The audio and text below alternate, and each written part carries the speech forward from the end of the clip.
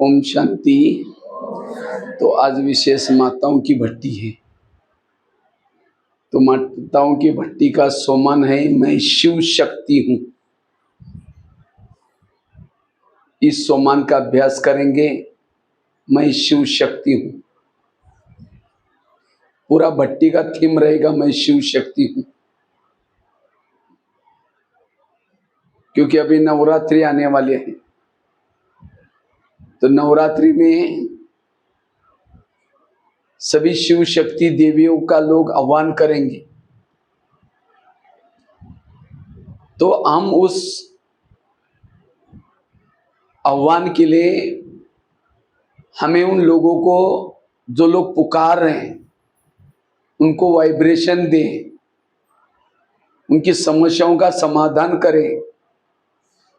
उसके लिए हमें क्या पुरुषार्थ करना है, कैसे अपनी स्थिति बनानी है। वो शिव शक्ति कौन बन सकती है? जिनकी स्थिति शक्तिशाली है, जो खुद ही रो रहे, खुद का ही काम क्रोध खत्म ही नहीं हुआ, वो दूसरों को मुक्त कैसे कर सकेंगी? अब ये समय नहीं अपने को अपना रोना रोने का, अब समय है दूसरों को देने का। इस समय नहीं है विरत चिंतन करने का, समय है बाबा की औरों को शक्तियां देने का। जो खुद रोता है, रोने वालों की आंखों के आंसू कैसा पोंछेगा? खुद ही अभी भी हमारे समस्या है, कभी गुस्सा आता है, कभी कोई विकार तंग करता है, तो हम दूसरों की आंखों के आंसू कैसे पोंछेंगे? इसलिए अब हमें शिव शक्ति का स्वरूप धारण करना है। क्योंकि अब समय बड़ा तेजी से परिवर्तन हो रहा है। देख रहे हैं ना प्रकृति के विकराल रूप। और समय तो कितना, बाबा ने कहा था संगम युग कितना समय का है? 100 साल का है। अब 88 साल मनाने जा रहे हैं हम लोग। तो कितना बाकी रहा है? और जरूरी नहीं कि 100 साल ही आप और लास्ट तक जिएंगे। हो सकता है कोई हमारे सामने समस्या है कि हम भी चले भी जा सकते हैं। मम्मा कहती थी हर घड़ी अंतिम घड़ी है। इसलिए अब मुझे वो शक्ति स्वरूप का, शिव शक्ति स्थिति का अनुभव करना है। और उसके लिए शिव शक्ति बनने के लिए हमें क्या क्या पुरुषार्थ करना है। क्योंकि जिनकी स्थिति शक्तिशाली है, जिनकी स्थिति शक्तिशाली है,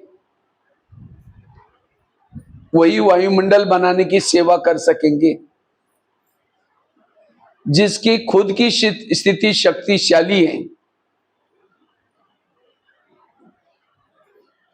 उनका पद ऊंचा होगा। जिनकी खुद की स्थिति शक्तिशाली है, उनको अतीन्द्रिय सुख मिलेगा।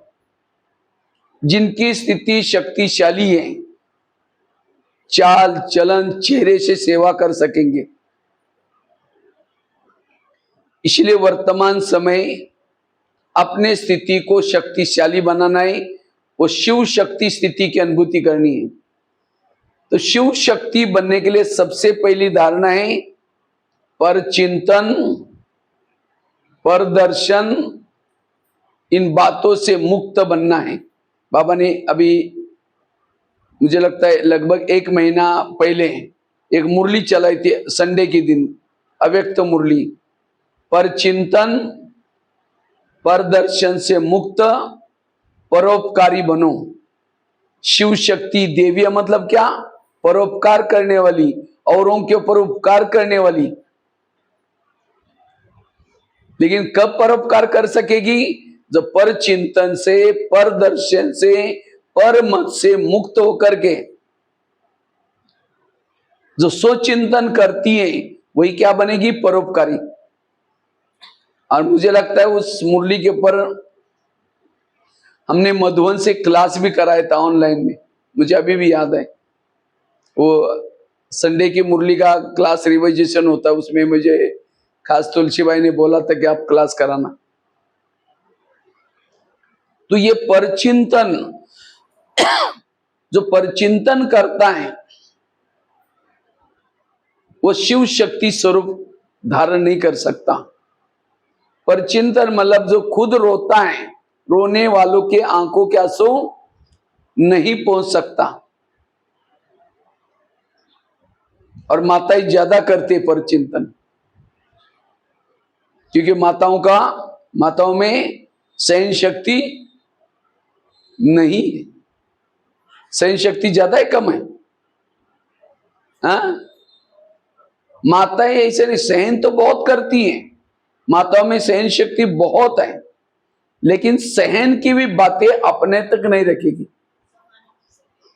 सहन करके अपने तक नहीं रखेगी। पति ने कुछ बोला, थप्पड़ वापिस थोड़ी मारेंगे पड़क से, चुप तो बैठेगी।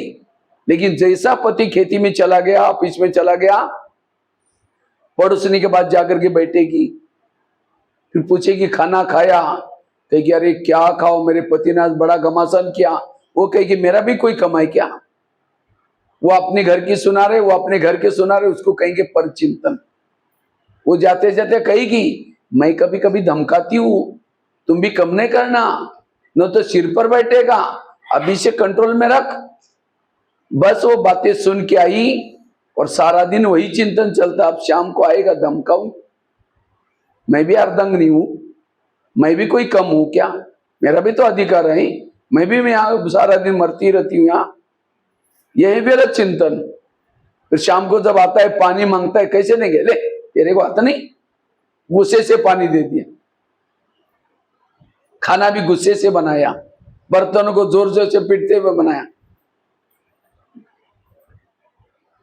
घर में खाना खाएंगे, बच्चे खाना खाएंगे, परिवार वाले खाना खाएंगे, ऐसा गुस्से वाला खाना, गुस्से वाला पानी उनको बीमार डालेगा। क्योंकि हमारे शरीर में पानी 70% है।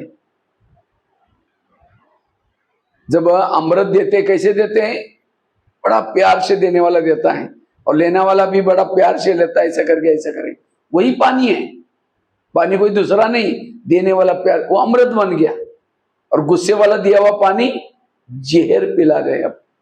इसीलिए कहते ना पानी तो प्यार से पिलाओ। ये क्यों हो गया? पड़ोसनी के पास जाकर के परचिंतन करने से हुआ। अगर उस समय वो सब बातों को समाती तो ये बातें नहीं होती। इसलिए हमें इस पर चिंतन से बचना। तो कौन कौन माताएं है ऐसी जो कोई किसी के घर की बातें, व्यर्थ बातें सुनाता है, बिल्कुल नहीं सुनती, और उसके जीवन में भी कुछ होता है, किसी को भी नहीं कि सुनाती, वो अपने अंदर ही रखती है। ऐसी कौन कौन माताएं, हाथ खड़ा करो, थोड़ा मुश्किल ही होगा फिर भी। लेकिन झूठ बोले कौवा काटे। आजकल श्राद्ध चल रहे, कौवे बहुत घूम रहे, अगर झूठ बोलेंगे शाम को जाते हुए टक करके काट के जाएगा। तो कौन कौन है ऐसे जो परचिंतन नहीं करती? सच्चे दिल से हाथ खड़ा करो।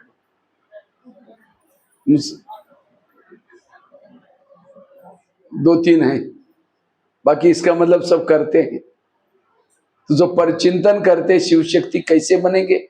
आज के इस भट्टी से उसको छोड़ के जाना, इस परचिंतन को छोड़ के जाना,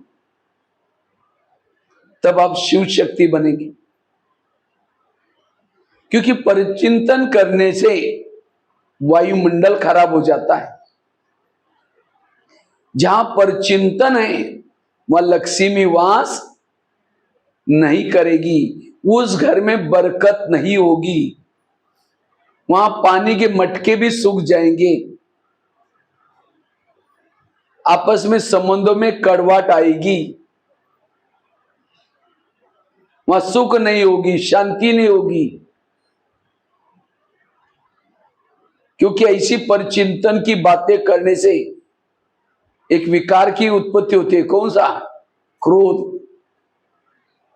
और जहां क्रोध है वह शांति सुख कैसी है? जहां क्रोध है वो आत्मा भ्रुकुटी आसन पर कैसे बैठेगी?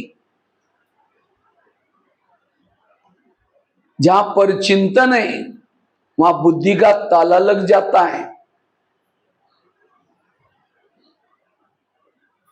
सवेरे की मुरली 4 पेज की, एक शब्द भी याद नहीं आएगा। सरस्वती किसके ऊपर बैठी है? हंस के ऊपर बैठती थी, हंस के ऊपर। पानी तैर रहे हैं और सरस्वती हंस के ऊपर बैठी, इसे दिखाते हैं ना चित्र में। अगर एकदम छोटी सी बच्ची को बिठाओ तो क्या हो जाएगा? हंस कैसे तैरेगा बेचारा, डूब जाएगा। और सरस्वती माँ तो कितनी बड़ी है। तो ये चित्र हमें ये शिक्षा देता है, ज्ञान उसके दिमाग में बैठता है जो हंस है। हंस अर्थात अंदर बाहर स्वच्छ। कोई बहन या भाई सामने नहीं है, 2-4 जन मिलकर के चूचू ऐसी है, ये ऐसी है, ये ऐसी है, मेरी भाभी ऐसी है, ये अचानक आई, ओम शांति, अभी हम आपको याद कर रहे थे, मौके में राम, बगल में छुरी। इसलिए अभी दिवाली आने वाली है ना, दिवाली में लक्ष्मी आने के लिए क्या करते हैं? सफाई करते। कौन सी सफाई करो? ये सफाई करो, मेरे अंदर किसी के लिए निगेटिव ना हो, मेरे अंदर कोई भी निगेटिव बातें ना हो, तब लक्ष्मी आएगी, तब सरस्वती दिमाग में बैठेगी। क्योंकि जिसके दिमाग में ज्ञान ही नहीं है, वरदान याद नहीं है, स्लोगन याद नहीं है, तो उसके चेहरे में खुशी कैसी होगी? चेहरे में खुशी कैसी होगी? इसलिए ये परचिंतन की बातों को स्वाहा करो, क्योंकि जिसका परचिंतन करेंगे उसके लिए नफरत पैदा होगी, उसके लिए घृणा पैदा होगी, वैर पैदा होगा, विरोध पैदा होगा। उसको देखते ही वाइब्रेशन वही फैलेगा। किसी के प्रति निगेटिविटी है तो उसको देखते ही वही वाइब्रेशन फैलेगा। वृत्ति से वाइब्रेशन फैलता है। वृत्ति हमारी निगेटिव है और निगेटिव वृत्ति के दिल में बाबा कैसा बैठेगा?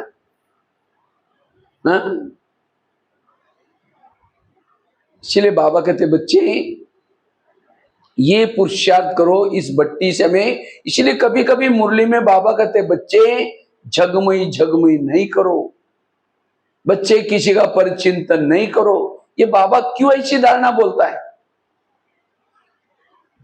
क्योंकि झगमई झगमई करने से वायुमंडल खराब हो जाता है।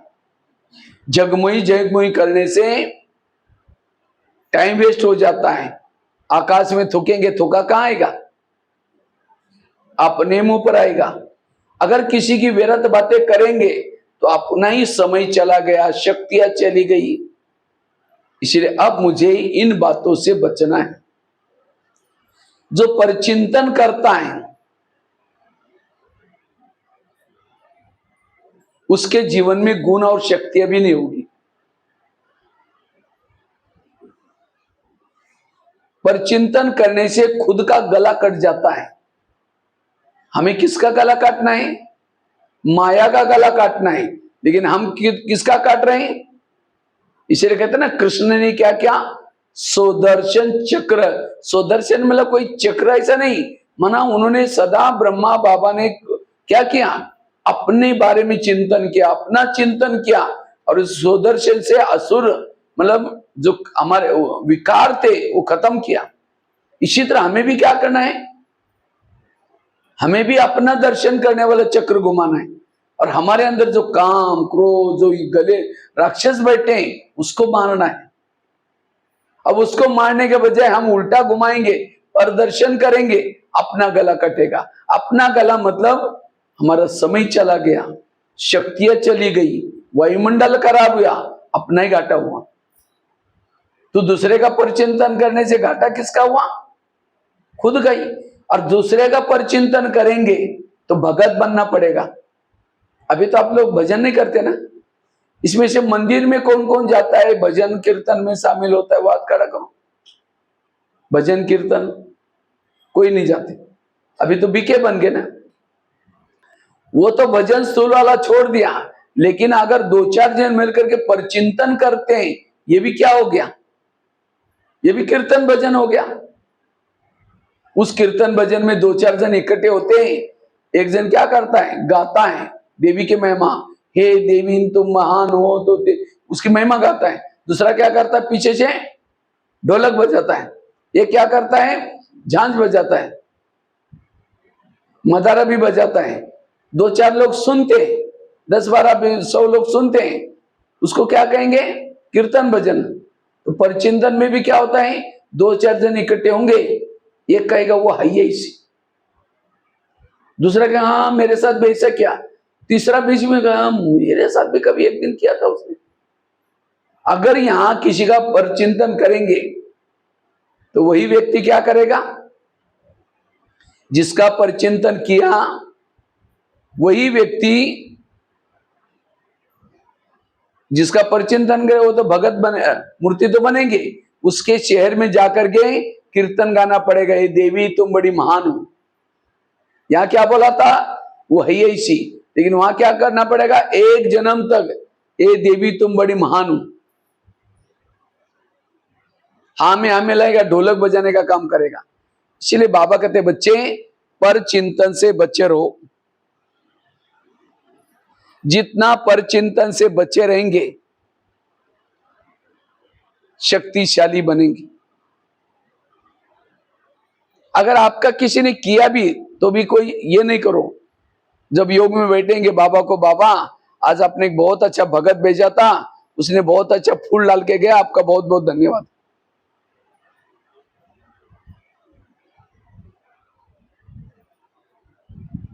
इसलिए पर चिंतन से बचे रहना। अगर कोई सुनाता सुनना, कई कहते हम नहीं करते, लेकिन कोई आकर के सुनाता तो क्या करें।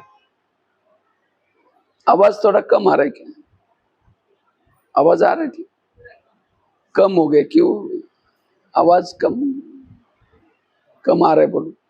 हाँ?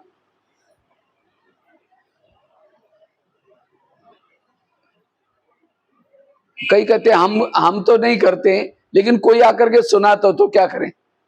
क्यों सुनाता है, हम सिर हिला करके कहते अच्छा और क्या हुआ, और क्या हुआ। बाबा तो कहते हैं बच्चे जीते जी मर जाओ, तो आप लोग मरे हैं जिंदे,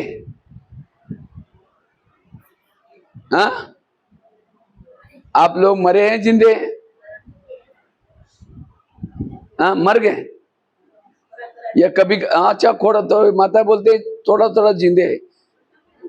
हाँ अगर कोई व्यक्ति को जला करके स्मशान में आए, जैसे घर में आए देखा उसने ही दरवाजा खोला, जिसको जला के आया था वो तो डर जाएंगे, यार ये क्या हुआ। जीते जी मरना अर्थात अब मरे वाले की कोई महिमा करेंगे, तुम तो बहुत अच्छा है, बहुत काम मेरे को सहयोग दिया, आपका बहुत बहुत धन्यवाद। वो खुश होता है उसका चेहरा, मरा हुआ को कोई फर्क ही नहीं पड़ता। अब उसकी ग्लानि करेंगे, अच्छा ही तुम मर गए, तुम तो बेकार थे, तुम ऐसे थे, तो कहेगा हे क्या बात है मैं सुन रहा हूं। उसको महिमा करो, ग्लानि करो तो कुछ नहीं बोलेगा। इसी तरह अगर मरे हैं तो कोई आपको व्यर्थ बातें सुनाता है, तो क्या कहेंगे, अच्छा और क्या हुआ, अच्छा और क्या हुआ। सिर हिल रहा है मतलब जिंदे हैं, मरे होगा तो सिर नहीं हिलता ना। मुझे तो ड्रामानुसार गुलजार दादी के साथ रहने का मौका मिला 10 साल तक, तो मैं देखता था गुलजार दादी को कोई अगर किसी की निगेटिव बातें सुनाता था, दादी कभी भी नहीं सुनती नहीं थी, हाँ जी करती नहीं थी, लेकिन हम क्या करते, अच्छा और क्या हुआ, सिर हिलाते। तो आज से अगर कोई हमको ऐसी बातें सुनाता है, उसको हाथ जोड़ो प्लीज, ऐसी बातें हमको नहीं सुनाओ। क्योंकि एक दिन आपने सुना अच्छा और क्या हुआ,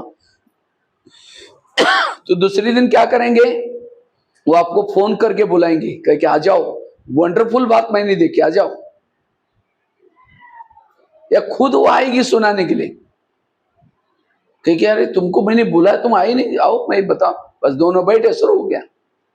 तो हम तो क्या कुड़ादन हो गए, वो कहीं की बात है आपके कान में डालते रहे।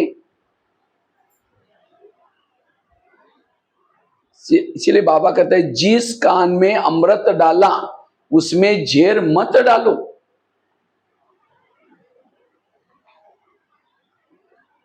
अन्यथा ये ज्ञान की बातें आपके दिमाग में नहीं ठहरेगी, बुद्धि को ताला लग जाएगा, सुख शांति की अनुभूति नहीं होगी। इसलिए पर चिंतन से बचना। बेटे ने ऐसा किया, ये ऐसा, अगर बेटे ने ऐसा किया, उसके मुझे संकल्प चलते हैं, ज्ञान को समझा ही नहीं आपने, ड्रामा को समझा ही नहीं। बेटे ने ऐसा किया, क्यों किया? ताली तो एक हाथ से नहीं बजती ना। इसका मतलब मेरा उसका कार्मिक अकाउंट चुकता हो गया, तो और ही धन्यवाद देना चाहिए बेटे को, अच्छा किया तुमने, मेरा हिसाब चुकता हो गया। नहीं तो आज हम ये चिंतन करते हैं, और इसलिए माताओं का ज्यादा टाइम किस में जाता है? पर चिंतन में। योग में बैठेंगे तो भी लाल लाइट चल रहा है, गीत बज रहा है, शुरू करेंगे मैं आत्मा हूं शांत स्वरूप, फिर कहेंगे मेरे को उन्होंने क्यों बोला, फिर कहेंगे ठीक है छोड़ो कोई बात नहीं, मैं आत्मा हूं शांत स्वरूप, फिर कहेंगे 15 दिन पहले भी तो बोला था, फिर कहेंगे ठीक है कोई बात नहीं, मैं आत्मा हूं शांत स्वरूप, फिर कहेंगे चलो बोला कोई बात नहीं, सबके बीच में क्यों बोला? कहां योग लगेगा, कहां शिव शक्ति बनेगी? इसलिए चाहे किसी ने मुझे कुछ भी बोला, कुछ भी हुआ, वो संकल्प भी मुझे ना चले, वो है शिव शक्ति। आज हम पवित्र है, ब्रह्मचर्य का पालन किए हैं, भोजन शुद्ध खा रहे हैं, अमृत वाला उठ रहे हैं, इतना अच्छा ज्ञान मुरली सुन रहे हैं, लेकिन अगर विरत चिंतन करेंगे वो सारी पावर वेस्ट हो जाएगी। चेहरे में कोई लगेगा नहीं ये ब्रह्मचारी है, लगेगा नहीं ये कोई भगवान इनको पढ़ा रहे हैं। बाबा तो कहते हैं बच्चे आगे चल करके मेरे बच्चों के चेहरे और चलन से सेवा होगी, लेकिन कब? जो व्यर्थों से मुक्त है, जिसके जीवन में निगेटिव कुछ नहीं, और जो ऐसे परिचिंतन करते हैं योग में, कर्म योगी नहीं बनेंगे, जब योग में बैठेंगे धड़क से नींद आएगी, आंखें बंद हो जाएंगे, ये क्या है? इसलिए शिव शक्ति बनने के लिए हमें इन व्यर्थों के लीकेज को बंद करो।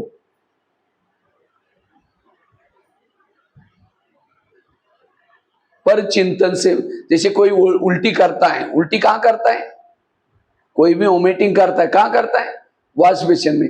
अगर कोई वोमिटिंग किसी को आती है तो हम नाक बंद करके कहते हैं उधर जाओ, दूर भगाते हैं ना उसको, उधर जाओ वॉश बेसिन में जाओ। और उल्टी क्यों करता है कोई उल्टी क्यों करता है? तला हुआ खाया, सड़ा हुआ खाया, गला हुआ खाया, कुछ ऐसी उल्टी सुल्टी चीजें खाई तो पेट में डाइजेस्ट नहीं हो, वो क्या करता है फिर? उल्टी। और जब तक उल्टी नहीं करेगा उसको नींद नहीं आएगी। इसी तरह जो सारा दिन निगेटिव बातें, व्यर्थ बातें, मेरे काम की बातें नहीं, वो सुनता है, देखता है, उसको ही परचिंतन चलता है, वही परचिंतन करता है। इसलिए ऐसी बातें हमें देखनी नहीं, सुननी भी नहीं, तब उल्टी नहीं आएगी। जैसे कई बार माउंट आबू जब जाते हैं, कई लोग जब नए नए आते हैं, एक बार मैं बस में जा रहा था, ऊपर मैं भी बैठा था उस बस में, तो माताएं बड़ी खुश हो गई, वहां आप माउंट आबू जाएंगे, घूमने के लिए जाएंगे, और उसके बाद वो पांडवन भी देखेंगे, बाबा के कमरे में बैठेंगे, फिर पहाड़ी भी घूमेंगे, फिर पीस बाग में, बड़े खुश होकर जा रहे थे। लेकिन जैसे बस चालू हो गई, वो कहते देखो देखो कितनी खाई, कितनी पहाड़ियां कितनी अच्छी है, देखो देखो कितनी वो क्या बोलते हैं उसको, जो नाला वगैरह था कितना अच्छा है। वो साइड सीन देखना शुरू किया जाते समय, अब साइड सीन देखना शुरू किया, उनको चक्कर आने लगे, उल्टियां करना शुरू किया बस में। उसके बाद ऊपर गई तो वो शाम को माताएं मुझे मिली, मैंने कहा माता जी बाबा कमरा वगैरह देखा, उधर पीस पार्क देखा, अरे क्या करूं, अरे मेरे को इतना उल्टियां हो गई, मेरा जी खराब हो गया, मैं कुछ नहीं कर पाया, आई नहीं तो बहुत अच्छा होता। उन्होंने ऊपर के साइड सीन का आनंद क्यों नहीं लिया? उन्होंने रास्ते का साइड सीन देखा, इसीलिए ऊपर का साइड सीन नहीं देख पाई। इसी तरह जो सारा दिन इधर उधर देखता है, औरों को देखता है, जब योग में बैठता है वो परम धाम के साइड सीन का अनुभव नहीं करेगा। इसीलिए सारा दिन जब रेस के घोड़े होते हैं, वो क्या होता है, उसको दोनों तरफ ऐसे बांधते हैं, ताकि घोड़ा इधर उधर नहीं देखे फिर दौड़ता है। इसी तरह हम भी कौन है, रेस के घोड़े हैं। हमें भी औरों को नहीं देखना वो क्या करती है, वो क्या करता है। बाबा कहते देखते हुए न देखो, सुनते हुए नहीं सीखो, सुनो। तब फिर शाम को जब योग में बैठेंगे, वो परम धाम के साइड सीन का बाबा के साथ घंटों तक बैठ करके आनंद ले सकेंगे। जो काम की चीजें मुझे ना सुनना है ना देखना है, इसलिए पर चिंतन से बचना। अगर कोई सुनाता है, जैसे उल्टी जब करता है उसको तो भगाते हैं, लेकिन यहां कोई उल्टी करता है तो और क्या हुआ। कान कोई वॉशबेसिन तो नहीं है ना, वैसा कान का आकार कैसा है, सुंदर सा वॉशबेसिन है। और हर एक का वॉशबेसिन फिक्स है। जब ऐसी कोई बातें सुनते देखते हैं, उसको जब तक नहीं सुनाएंगे नींद नहीं आएगी, चैन नहीं आएगी। इसलिए अपने कान में ऐसी बातें ना सुनो, ना किसी को सुनाओ।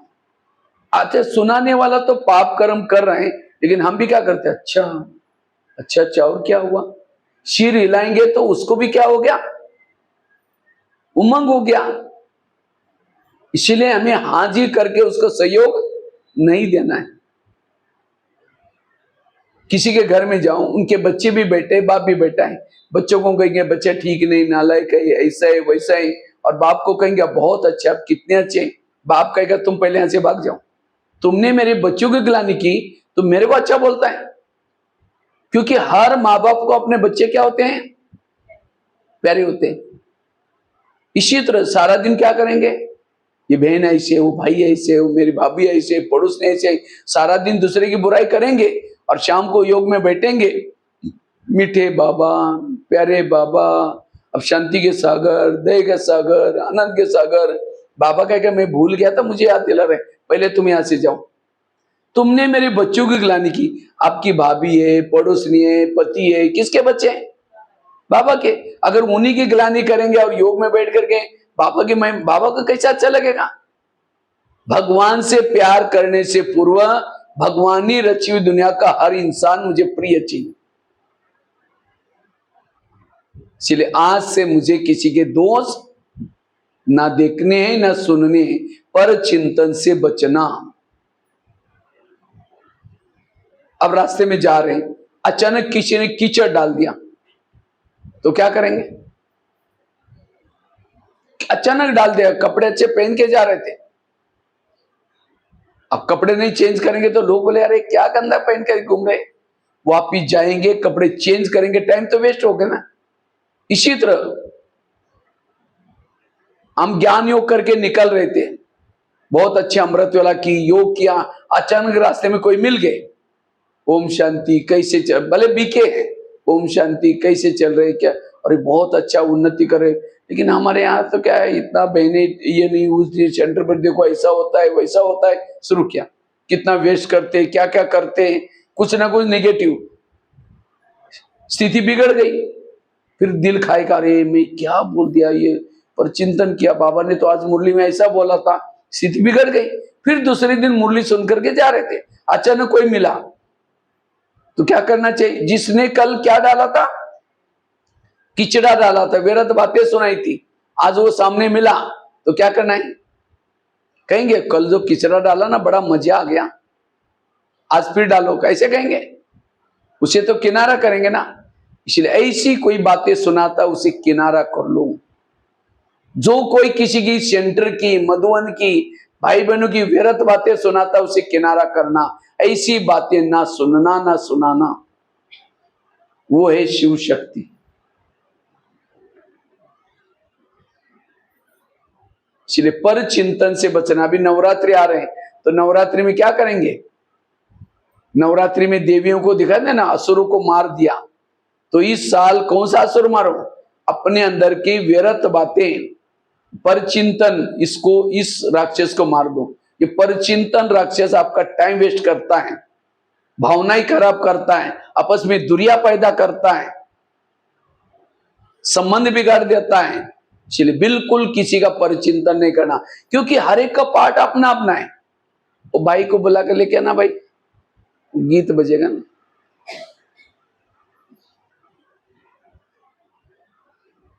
इसलिए पर चिंतन से बचना।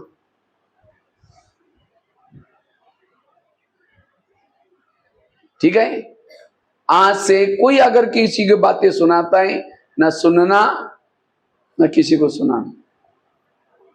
इस राक्षस को खत्म करना। योग में भी कहीं भी हर एक का अपना अपना पार्ट है, क्योंकि हर एक को स्क्रिप्ट मिला अपना अपना, और जैसा जिनको स्क्रिप्ट मिला सब पार्ट बजा रहे। कोई भी किसी का दोस्त पति की स्क्रिप्ट अलग है। कई कहते मेरा पति सुनता ही नहीं है। अरे भाई, तुम्हारी सुनेगा या उसको जो स्क्रिप्ट मिला है ड्रामा का उसके सुनेगा? हा? अगर पति ने गुस्सा भी किया, क्या कहो, वाह इन्होंने कितनी अच्छी स्क्रिप्ट बजाई, मजा आ गई। जैसे नाटक में होता है ना, हर एक को लिखत में मिलती है, और जैसा जिनको लिखत में मिले सब बच जाता है। इसलिए कोई किसी का दोष, सभी निर्दोष है।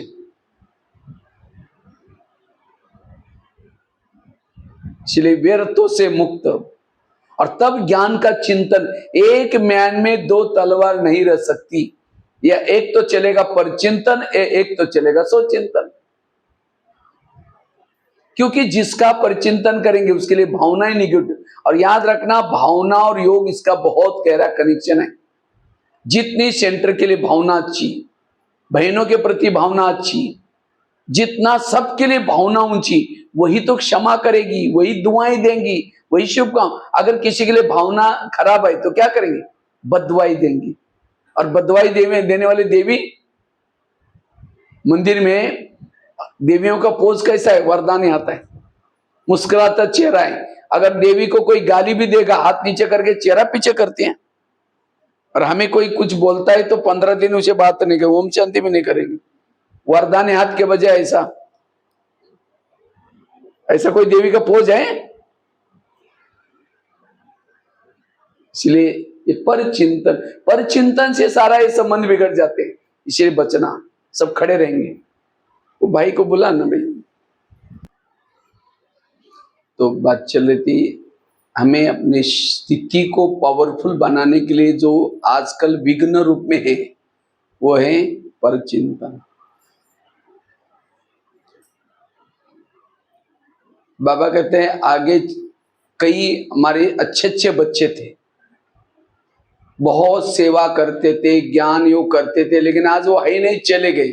क्यों गए? उन्होंने यहां करके क्या क्या, किसी के दोष देके, किसी के अवगुण देके भावना बिगड़ी, इसलिए क्या हो गए? वो चले गए। जिसको ही बाबा ने उस मुरली में जो हम लोग जो सुनी थी, बाबा ने कहा कि कई बच्चे क्या करते हैं, जन्म लेते हैं लेकिन कुछ समय के बाद वो मर जाते हैं। क्यों मरते? कोई बीमारी हो जाती है। तो इसी तरह दुनिया में क्यों मरते? बीमारी से। तो यहां भी कौन सी बीमारी? ये परचिंतन की बीमारी। किसी के दोष देख लिया, किसी का अवगुण देख लिया, तो क्या हो गया? वो मर गया। मर गया मतलब ज्ञान से अब वो चला गया, तो क्या यज्ञ का घाटा हो गया? हाँ, बाबा ने कहा कि अगर तुम एक चला गया, यहां 10 आएंगे। ये नहीं कि ये यज्ञ बंद हो जाएगा। ये सत्युग आना बंद हो जाएगा आप जाने के बाद, घाटा तो आपका ही हुआ। इसलिए मैंने खुद भी 40 साल से देख रहा हूं, कई तो बहुत अच्छे अच्छे थे, बहुत ज्ञान योग करते थे, लेकिन आज है ही नहीं, चले गए। क्यों गए? उन्होंने यहां किसी के दोष देखे। तो मेरे साथ ऐसा ना हो जाए, इसलिए मुझे किसी को कहते ना, यहां का स्लोगन क्या है? पर चिंतन का पतन की जड़ है, सो चिंतन उन्नति की सीढ़ी है। तो इस भट्टी से हमें ये अटेंशन, और तब जाकर के पल पल आप कर्म योगी बन सकेंगे। जो सारा दिन निगेटिव कुछ देखता नहीं, सोचता नहीं, तो कर्म योगी है। कई बाबा कहते हैं आजकल बच्चे तीव्र पुरुषार्थ करो। तो तीव्र पुरुषार्थ मतलब क्या? रात भर जाकर के बैठना, मौनी बाबा बन करके बैठना, यह तीव्र पुरुषार्थ अर्थात व्यर्थों से मुक्त। कोई व्यक्ति दौड़ा, दौड़ करके फिर वापस आया, फिर दौड़ा, फिर वापस आया, कहां रहेगा? जहां के वहीं रहेगा। इसी तरह हमने रात भर जाकर के योग किया और किसी का परिचिंतन किया, विरत किया, तो जितना दौड़ा उतना वापिस आए। फिर खूब योग लगाए, फिर परिचिंतन किया, जितना दौड़ा उतना। इसलिए तीव्र पुरुषार्थ अर्थात व्यर्थों से मुक्त। एक शिष्य था, भगवान के पास गया, कहता है भगवान मैं जीवन में बहुत आगे बढ़ना चाहता हूं, मैं अपनी उन्नति करना चाहता हूं। भगवान ने कहा ठीक है, मैं तुम्हें उसके लिए वरदान देता हूं और साथ में 2 थैले देता हूं। भगवान ने कहा एक थैले को तुम पीठ के पीछे रखना और दूसरे थैले को कहां रखना, आगे रखना। और भगवान ने कहा जो पीठ के पीछे थैला है, उस थैले के अंदर तुम्हारे आस पास पड़ोस में जो भी लोग हैं, उस सभी की बुराई की चिटकियां, जो अवगुण है, दोष है, उसकी चिटकियां बना करके मैंने डाली है। लेकिन उस थैले को बांध करके पीछे रखना, देखना नहीं, उसके बारे में सोचना नहीं। और आगे वाला जो थैला है, तुम्हारे अंदर जो दोष है, तुम्हारे अंदर जो बुराई है, उसकी चिटकियां बना करके डाली है। लेकिन भगवान ने क्या कहा, उसको खुला रखना। जब भी तुमको टाइम है, उसको थैले में हाथ डालना, उसको निकालना, और मेरे अंदर क्या क्या दोष है, बुरा है, उसको देखना, परिवर्तन करना। इतना करो, तुम्हें सुख मिलेगा, शांति मिलेगा, तुम जीवन में बहुत तरक्की कर जाओगे, या मेरा वरदान है, जाओ। लेकिन थैले का ध्यान रखना। कहता है भगवान मुझे सुख चाहिए, शांति चाहिए, मैं ऐसा ही करूंगा जैसे आपने कहा। वो थैले लेके चला गया। कुछ साल के बाद क्या करता है वो व्यक्ति, पीछे का थैला आगे करता है। जो पीछे दूसरे की बुराई को क्या किया, आगे किया, और अपनी बुराई को पीछे। और दूसरे की बुराई को खोल देता है, हाथ डाल करके निकालता है। कहती है अच्छा फलाना ऐसा है, ये ऐसा है, पहले सोचता है, मुझे तो पता ही नहीं था ये भी ऐसा कर सकता है। फिर दूसरों को भी बुला करके कहता है तुमको पता है ये व्यक्ति ऐसा है, वो ऐसा है। कुछ साल के बाद वो व्यक्ति फिर भगवान के पास आया, कहता है भगवान मुझे सुख मिल ही नहीं रहा है, मुझे शांति मिल ही नहीं रही। भगवान ने कहा अच्छा तुमको जो मैंने थैले थे उसको कहां रखा। कहता है भगवान कई बार मेरे से भूल हो गई, मैंने पीछे का थैला आगे किया था। भगवान ने कहा यही तुम्हारे दुखों का कारण है। तो ये कहानी किसी और की नहीं, इसकी कहानी है, हमारी अपनी कहानी है। हम भी यहाँ आते हैं, किसी लिए आते हैं, थोड़ा सुख मिल जाए, शांति मिल जाए। तो बाबा कहता है ठीक है बच्चे, मैं तुमको वरदान देता हूं और साथ में 2 थैले देता हूं। दूसरे की बुराई को कहां रखना, पीछे, और अपनी बुराई को आगे। लेकिन हम बाहर जाकर के क्या करते, थैले को चेंज करते, दूसरे की बुराई को आगे। वो ऐसी करते, उसने मेरे साथ ऐसा किया, फिर खुद चिंतन करेंगे, औरों को सुनाएंगे। यही हमारा योग न लगने का कारण, यही हमारे दुखों का कारण है, यही हमारा परिस्थिति कमजोर बनने का कारण। इसलिए आज से क्या करेंगे, दूसरे की बुराई को कहां रखेंगे, पीछे। पीछे मतलब पीछे की स्थिति तो दिखाई तो नहीं पड़ती ना, पीछे रखना अर्थात किसी की बातों को देखते हुए भी, सुनते हुए भी ना सुनना। और तब जाकर के हम खुश रह सकते, गुरु मुरली का चिंतन कर सकेंगे, मनन चिंतन कर सकेंगे, ज्ञान का चिंतन कर सकेंगे। और अपनी बुराई को बीच बीच में देखो और उसको परिवर्तन करो। हमारे अंदर बाबा ने हमारे काल क्या देखा,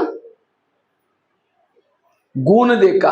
हमारे अंदर 95 अवगुण है, बहुत अवगुण है, लेकिन बाबा ने कोई ना कोई एक विशेषता देखी, और उस विशेषता को देख करके बाबा आपको क्या बना रहे, विशेष आत्मा। तो कई क्या करेंगे, जब घर में मेहमान आता है, मेरी बहू ही ऐसी पढ़ी लिखी, पता नहीं इसके माँ बाप ने क्या संस्कार दिए।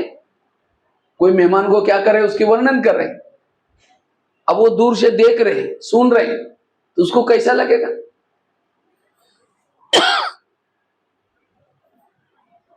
अरे मैं इतना काम करती हूँ, इतना ये करती हूँ, तो भी मेरे को सास ऐसी बोलते हैं। अब जब आप ऐसी बुराई करते तो जब आप कहीं बाहर गए तो वो क्या कहेगी, सास तो ऐसी बोलते है, वैसी बोलते, बोलने दो, आराम से बैठो। वो आपका काम और ही क्या करेगी, कम करेगी।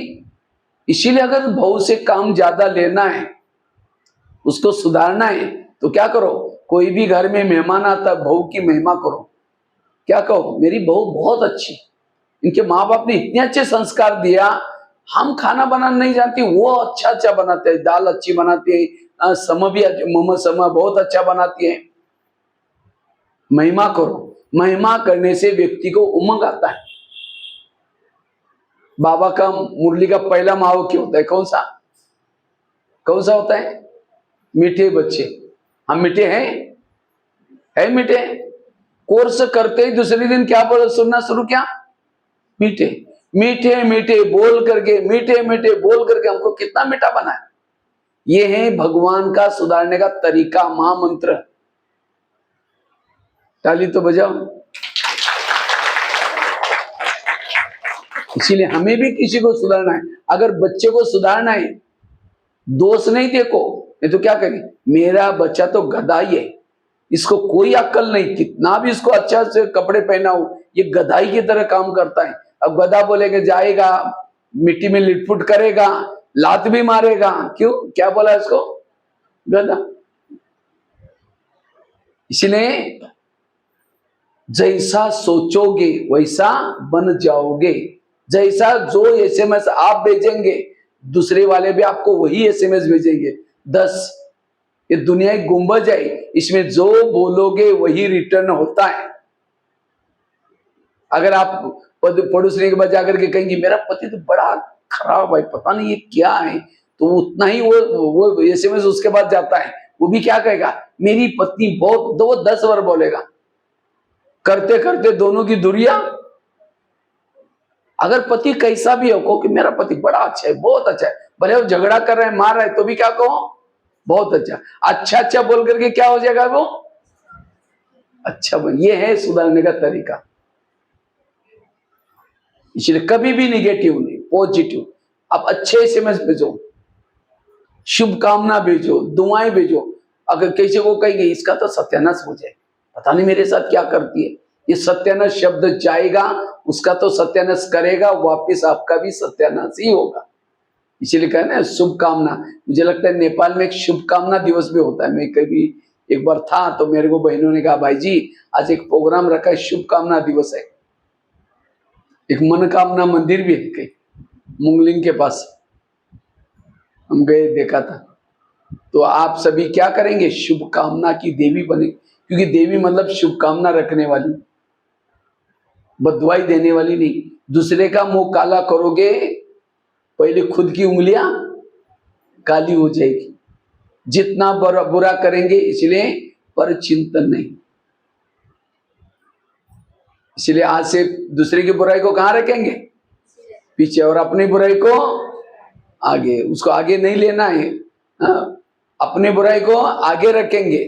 थोड़ा सी क्या हुआ, और जब परचिंतन करेंगे, पहले तो क्या करेंगे? इधर उधर देखेंगे, कोई तो सुन तो नहीं रहे, धीरे से कान में बोल, चुच्चू बोलेंगे कान में। अगर परचिंतन अच्छा होता तो माइक में बोलना चाहिए, फलानी ऐसी है, वो ऐसी है। वो पाप है एक प्रकार का। आजकल ब्राह्मणों से बड़ा पाप तो कम हो गया, लेकिन छोटे छोटे। और इसी से फिर माया क्या करते हैं? परचिंतन करा करा करके भावना बिगाड़ करके फिर धीरे धीरे बाबा से दूर करते हैं, फिर काम क्रोध अटैक करते हैं। इसलिए पर चिंतन से इस भट्टी से मुक्त, तब शिव शक्ति बनेगी। पर चिंतन करने वाला ज्ञान में ज्यादा समय टिक नहीं सकता।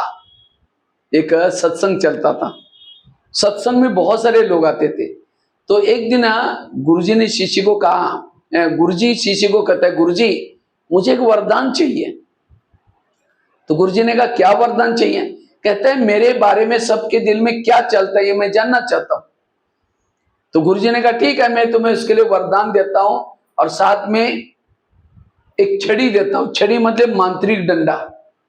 जब भी तुम्हारे बारे में सबके दिल में क्या चलता है जानना है, इस छड़ी को दिल में रखो, उस व्यक्ति का नाम लो तो पता चलेगा। तो छड़ी दी, वरदान दी, शिष्य चला गया। अचानक शिष्य को याद आए पहले मैं गुरुजी की चेकिंग कर दूं, गुरुजी के दिल में क्या चलता है। तो छड़ी को दिल में रखा, गुरुजी का नाम लिया, थोड़ी सी छड़ी काली हो गई। जब छड़ी काली हो गई, उसको लगता अरे गुरुजी के अंदर मेरे बारे में कालापन है, इनको गुरुजी बना करके फायदा क्या। आश्रम में आना बंद हो गया। 1 दिन हो गया, 2 दिन हो गया, महीना हुआ, साल हुआ, तो एक दिन गुरुजी उसके घर में गए, क्या जी आजकल आप आश्रम में नहीं आते? नहीं जी, थोड़ी मेरी तबीयत बिगड़ी है, थोड़ा सा घर में मेहमान आते हैं, मेरी थोड़ा सा आजकल खेती का काम है। गुरुजी ने कहा, आप 6 साल से आश्रम में आते थे, आंधी आए तूफान आए कुछ भी हो जाए आप हमेशा आते थे, अभी क्या हुआ? नहीं जी जरूर। जब कहता है नहीं और कुछ बात है, कहता है गुरुजी आपके अंदर मेरे बारे में कालापन है। कौन बोलता है? शिष्य। कहता है मैंने जो छड़ी दिया ना उसे मैंने देख लिया। गुरुजी ने कहा अच्छा ये बात है क्या, लेकिन तुमने देखा कि तुम्हारे अंदर औरों के बारे में कितना कालापन है? बाकी नहीं देखा। देखो शिष्य ने छड़ी को दिल में रखा, अपना खुद का नाम लिया, पूरी छड़ी काली हुई। ताली नहीं बजी। ध्यान से सुन रहे सभी, बहुत गहरी बात है। शिष्य की कितनी काली थी? पूरी काली थी, थोड़ी सी सफेद। और गुरु जी की कितनी काली थी? तो अपनी काली देख करके सिर झुकाया, शर्म आई उसको। तो गुरुजी ने कहा कोई बात नहीं, मैं जब आश्रम में आया था शुरू में तो मेरी भी छड़ी पूरी काली थी, लेकिन मैंने तपस्या करते करते करते इतनी बच्चे, ये दोनों बच्चे ना थोड़ा डिस्टेंस लेके बैठेंगे तो अच्छा। एक जन यहाँ बैठो, इधर दोनों में से एक यहाँ बैठो, एक जन यहाँ बैठो, या यहाँ आ जाओ, सामने आ जाओ।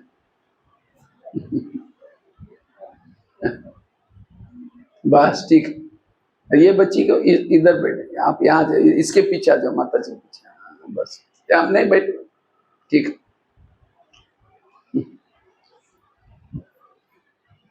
ठीक है, तो इसीलिए गुरुजी ने क्या बोला, मैं जब आश्रम में आया था मेरी छड़ी पूरी काली थी, लेकिन मैंने दान पुण्य करते, सेवा करते, ये करते, इतनी बच्चे वो तो मैं कर ही रहा हूं। अगर तुम मेरे को देकर के आश्रम में नहीं आओगे, जो तुम्हारी सफेद बन रही वो भी क्या हो जाएगी? काली हो जाएगी। उस शिष्य को बड़ा बुरा लगा। कहते गुरुजी आपने मेरी आंखें खोल दी, मैं कितना बुरा काम करने जा रहा था। कहा कि कोई बात नहीं, आज से कभी भी किसी के दोष नहीं देखना।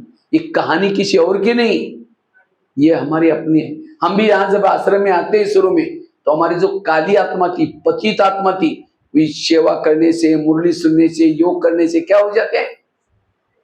पावन बनना शुरू हो जाते हैं। लेकिन जैसे यहाँ आते हैं, बहनों के नजदीक आएंगे, सेंटर के नजदीक आएंगे, फिर कहेंगे यहाँ जो पैसे देते ना, ज्यादा उनको आगे किया जाता है। वो बहन जी ऐसे, वो भाई, कुछ ना कुछ हम दोष यहाँ से देखते हैं। कहीं तो मधुबन में जाकर के मधुबन के भी दोष देखेंगे। देखो यहाँ कोई कदर नहीं है, कितना खाना फेंकते हैं, कितना क्या क्या करते हैं, देखो कितनी यहाँ गाड़ी है, हाँ यहाँ तो स्वर्ग लगा पड़ा है। कहीं तो बुराई भी देख के आते हैं, और यहाँ करके फिर भावना। याद रखना, अगर एक बार आपकी भावना बिगड़ गई, क्योंकि यहां जितना भी योग आपका लग रहा है बाबा के साथ, क्यों? आपकी भावना ऊंची है। कई कहते हैं जब हम आए थे यहाँ हमारा योग बड़ा अच्छा लगता था, लेकिन अब पता नहीं क्या हो रहा है, क्योंकि आपकी भावना बिगड़ गई। क्यों? आपने दोष देख लिया। भावना से भगवान की प्राप्ति होती है। इसलिए कोई भी किसी की भावना को खराब करने वाली बातें सुनाता है, हाथ जोड़ो, कभी भी भावनाओं को ना बिगाड़ो। ये परचिंतन से हमारी भावना बिगड़ जाती है। इसलिए आज से हमें इसके ऊपर अटेंशन देना है। अवगुणों को नहीं देखना है, गुणों को देखना है, अच्छाई के देखना है। आपके घर में जितने भी लोग, मैं क्या करता था शुरू में, जब संगठन में रहते हैं ना, तो संगठन में क्या होता है, मैं जब स्कूल में भी जब पढ़ता था, मैं क्या करता था, मेरे क्लास में जितने भी बच्चे रहते थे सबका नाम एक पर्सनल डायरी में लिखता था, और उस डायरी में लिखता था ये बच्चा रोज क्लास में सबसे पहले आता है, ये बच्चा इसका राइटिंग बहुत अच्छा है, ये बच्चा क्लास में कोई टीचर हो या ना हो, अपना लिखने पढ़ने का शांति से बैठता है वो। तो हर एक बच्चे का मैंने एक एक गुण नोट करके लिख दिया, और मैंने क्या क्या सोचा कि ये बच्चा जैसा करता है मैं भी करूंगा। और ऐसे करते करते हर बच्चा का गुण धारण करना शुरू किया। कुछ साल के बाद उस स्कूल में मेरा आदर्श विद्यार्थी करके सम्मान हो गया, क्योंकि हर एक से। इसी तरह हमें भी क्या करना है, हर एक से गुण देखना है। अवगुण देखने से घाटे में चले जाएंगे। गुण देखने से, एक होता है कोयले के व्यापारी, दूसरा होता है हीरे के व्यापारी। कोयला का व्यापारी कहां रहता है? झोपड़ी में रहता है, हाथ भी काला मुंह भी काला, जिसको बेचे वो भी काला। और हीरे वाला व्यापारी कहां रहता है? महलों में रहता है, उसके कपड़े टिप टॉप, गाड़ी वगैरह सब कुछ होता है। तो आपको कौन सा व्यापारी बनना है? हीरे के व्यापारी। जो किसी के दोष देखता है वो है कोयला का व्यापारी। हाथ भी काला मुंह भी काला, जिसको बेचे वो भी, उसका भी घाटा। आप तो बिगड़े दूसरों को भी बिगड़ने का काम कर रहे हैं। और मुझे लगता है हीरे और कोयले एक ही खाने में होते, दोनों की खानी अलग नहीं होती। जिसके अंदर कोयले हैं उसके अंदर कुछ हीरे भी तो हैं। वो हीरे को लेकर के दूसरों को सुनाओ ना, कोयले का व्यापार क्यों कर रहे हैं? इसलिए हीरे के व्यापारी बनो, कोयले के व्यापारी मत बनो।